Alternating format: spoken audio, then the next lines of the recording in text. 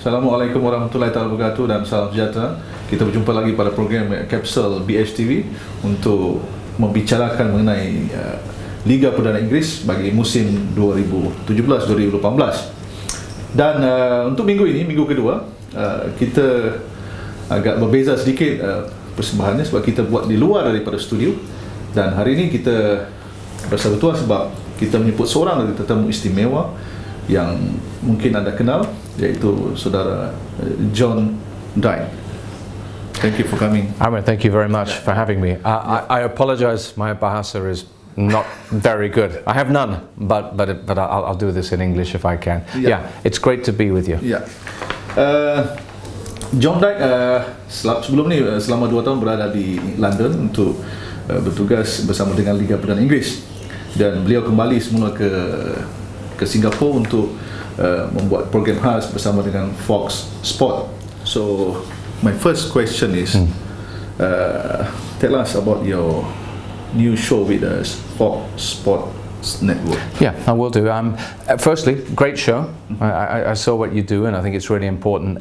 You know, my show is called the John Dykes Show, so that should explain to you what it's about, because as you said, I've just spent 7 years in London working with the Premier League's international channels, so many people will recognize me from that.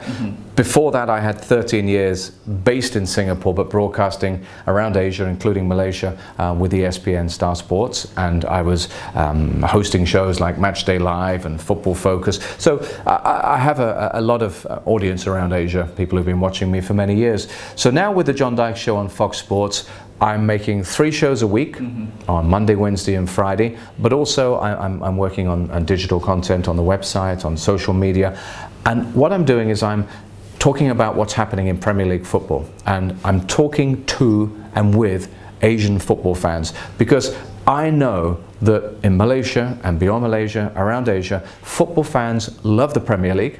Football fans know everything about the Premier League, and football fans have a strong opinion about the Premier League. So I will talk about the issue, about the topic, about the subject, and I'm welcoming feedback, and then I'm talking. So really it's just a big conversation like this.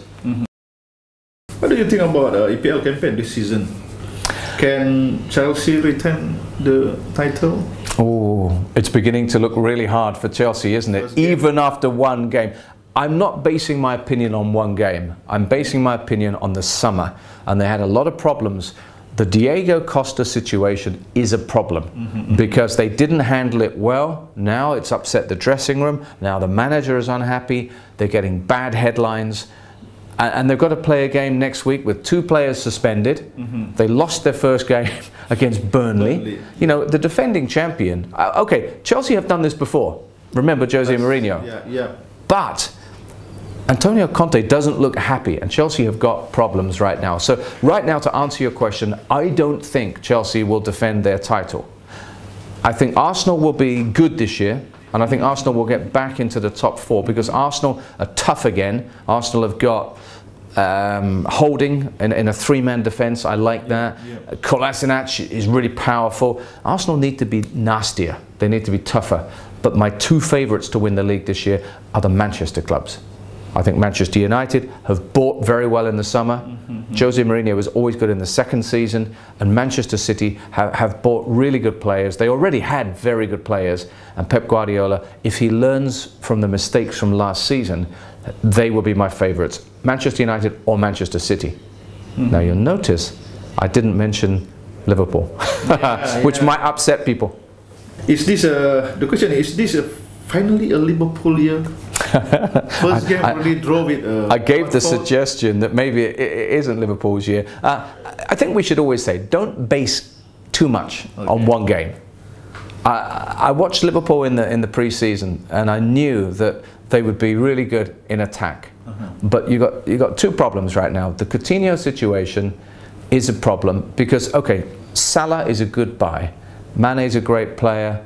Firmino is good. But if you take away Coutinho, it might upset the dressing room, and he's a fantastic player. Lallana is injured for 3 months. I like Lallana a lot. So I think they might be a little bit short if they lose Coutinho. The other thing, you and I know, the defending Yeah. Same old problems, time and time again. You can't win the league if you defend badly. Look at Manchester City. Manchester City last year, they should win the league, but their defence wasn't good enough. You can't win the Premier League if you can't defend. And that is the biggest problem for Liverpool. Okay, they're linked with buying Virgil van Dijk, and I think Van Dijk will be a good signing. But I said this on my show last night. You can't just say we need to get Van Dijk and everything will be okay. Yeah. I think Jurgen Klopp, I like Jurgen Klopp. I think he's a fantastic man and a great manager, and I love the way he talks, and I like the way his team plays attacking football. But he has to take some of the blame. He and his coaching staff need to look at how they defend set-piece players, the zonal, the way the players they use. They need to improve that. If they don't improve that, they can't win the league. So this week and next week they will play the playoff Champions League. Liverpool will play. Hoffenheim. Can they do it? Well, I was looking at the stats. Hoffenheim score a lot of goals from set pieces. So Liverpool need to be better.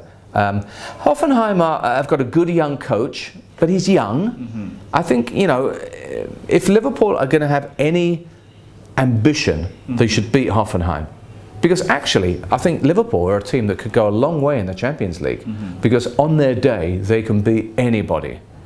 But this is early in the season. They just had a disappointing result at the weekend. And okay, the 3-3 goal was offside, but they got to get it out of their head. This is a tough game for Liverpool, but they should be good enough to win it. Yeah, Manchester United, they won 4-0 against West Ham United. So this week they're now in top the table, table, and face Swansea City. Yeah. So how do you see? Start? Swansea. I think Swansea this year they've bought one or two interesting players. Tammy Abrams is going to be a star, the striker. They've got a Spanish guy called Roque Mesa, who's a good tidy midfielder. But I think Paul Clement, the Swansea coach, all he wants to do at the beginning of the season is have a steady, safe start to the season. You look at the game against Southampton. Southampton had 20-something shots, but Swansea, I think they'll be happy to pick up a point here, a point there, keep it calm, and then start to grow into the season. So they're going to try to frustrate Manchester United. Last season, Swansea, I think, could frustrate Manchester United. But when I watched Manchester United play the other day, last year my criticism was they're too slow. When they move the ball forward, too slow into Ibrahimovic, and then back out, and then wide and slow, and nothing happening. Now, bang, bang, bang. You got Matic is going to win the ball. Rashford's very quick. You've got Lukaku to score the goals. So I think what's going to happen is Manchester United now, when they play a team that's quite defensive, I think Manchester United can get through them. So United probably will be top of the table at the end of August, I think. One more, top 6, Spurs, Tottenham Hotspurs. Spurs are an interesting club in that it's very unfair for anyone like me to dismiss them, because they've been the best team in the Premier League for 2 years. You look at them, number of points, number of wins, number of goals scored, best defending, the best team, but they didn't win the league. And that can have two results. One result is they say, we're getting better and better and better, and we're going to win the league. Yeah, I can understand that. Harry Kane is fantastic. Dele Alli is great. The defence is really good. The manager's really good. But the other result, you know, circumstance number 2 is that the players start to think, we're the best players, but we aren't the best paid. Other players get more money than us, and then the agents start getting in the ears, and no one's happy. Danny Rose situation. So you worry that the dressing room might become unhappy. But actually, they had a very, very professional performance against Newcastle. They were very impressive, and I think they will buy 1 or 2 players, probably quite late before the window closes. So I think Spurs, I want them to do well, but I'm worried that playing in Champions League, playing at Wembley, maybe uncertainty about some of their players could be difficult for them this year. But I hope they do well, because I like Spurs as a club. But I think Spurs should be okay, because on a big pitch, I think Spurs will have room to run behind. Dele Alli will have more space to run in. Harry Kane, people say that he can't score goals in August, but he had 2 chances against Newcastle. He should have scored at least 1 goal. Yeah. I think Kane this time around, he had a good summer. He didn't have any international football this summer. He's had a rest. I think Kane will possibly score against Chelsea. I think there's a good chance that, that Spurs will enjoy playing against Chelsea, because Chelsea have a mess. So Cahill out, Fabregas out, still no Hazard. Yeah. Does Morata play? You know, Batshuayi, I think Morata's better than Batshuayi, so I would play Morata. But I think Chelsea are really struggling for players right now. It's a perfect opportunity for Spurs, and I think they should be too strong for Chelsea. Manchester City against Everton. Everton, thanks to Wayne Rooney, they had to win that game, because their next 4 games are against the big boys. Right? Yeah. So they're playing Manchester City next, and they've got to play all the big teams. So they had to get 3 points, and they got their confidence up, and Pickford made a good save to keep the clean sheet. So Everton are going to be a decent team this year, but I think they're still trying to settle in, because when you buy so many players, it's impossible to click straight away. So I think Manchester City will say, okay, job done against Brighton, not special, but Pep Guardiola has so many great players that when they're at home, when they work, they are going to be a beautiful team to watch, Manchester City. The best thing Everton can do is to try and defend well, push City into the middle, because I think Brighton were quite good at keeping the game quite condensed, and actually Manchester City couldn't get through. So if Everton can do that, maybe they can frustrate them. But I think City have so much quality on the bench. On the bench, they've got hundreds of millions of pounds of players, so I think they will find a way to win. So, which team is favourite to win this season? You know, I think, like I said earlier, I think the 2 Manchester clubs, and one day I say City, one day I think maybe United. I'm just going to say City, just because of the quality of the squad they have. I like Manchester United. I think they are powerful and formidable. But I worry a little bit about Jose Mourinho, because sometimes Mourinho is up and sometimes he's down. And I just worry if they have something goes wrong, he will have a bad season. But I think it's going to be a really good competition. Okay, last question. At the SEA Games, which team do you think is favourite to win a gold? Or maybe? So let me see. So I'm sitting here in Kuala Lumpur, in Malaysia. SEA Games is a great opportunity for Malaysia, but I recognise. I mean, I recognise that Thailand and Indonesia, particularly Thailand, are strong teams.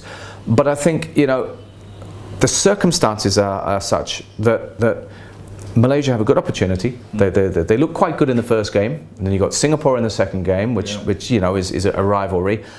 The pathway is there for Malaysia to the final. And then if the other 2 teams, you know, because they play each other, right? So if the other 2 teams are a little bit tired or what have you, it gives Malaysia a chance. I think the key for Malaysia is you've got to have this boleh mentality. You've got to believe you can win it, right? You've got to believe you can win it, and the home support has to help, because I think there are good young. We saw last month, Malaysia has good young players, but you've got to start winning sometime. So why not now? Yeah.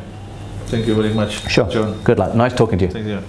Ya, itu saja untuk minggu ini bicara EPL. Terima kasih kepada Saudara John Dykes kerana sudi bersama kita. InsyaAllah kita akan membawa lagi lebih ramai tetamu istimewa untuk bersama kita bagi membicarakan EPL bagi setiap minggu. Terima kasih kerana terus bersama kami menyaksikan program Bicara EPL. Kita jumpa lagi. Assalamualaikum warahmatullahi wabarakatuh. Terima kasih.